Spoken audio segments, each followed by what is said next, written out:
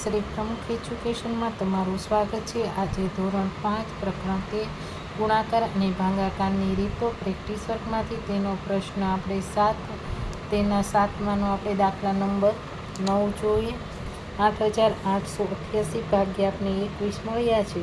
તો હવે આપણે શું કરવાનું, તો 21ના ઘડિયામાં તો 21 4 તો 84 આવે। 8માંથી આપણે 4 કાઢીએ તો આપણે કેટલા મળે, તો કે 4। 8માંથી 8 જાય તો 0। હવે ઉપરથી આપણે 8 ઉતારવાના છે, ઉપરથી આપણે 8 ઉતાર્યા તો હવે 21 2 તો કેટલા થાય, તો કે 21 2 42 બરાબર।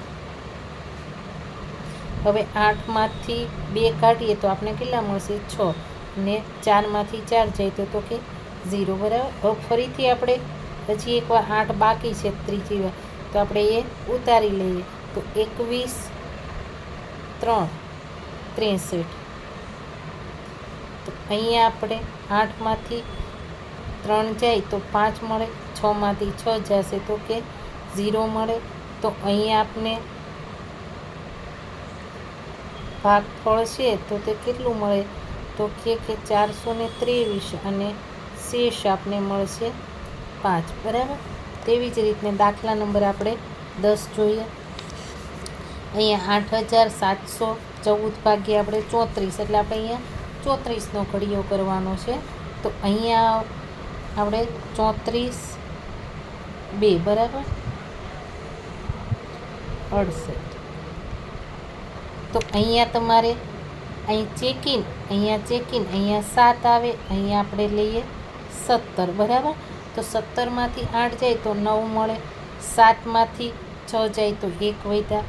હવે અહીંયા આપણે 19 નો આવે 34ના ઘડિયામાં, તો હવે આપણે ઉપરથી આ 1 રહ્યા તો એ 1 બાકી છે તો એ આપણે ઉતારી 34 5 170 થાય બરાબર।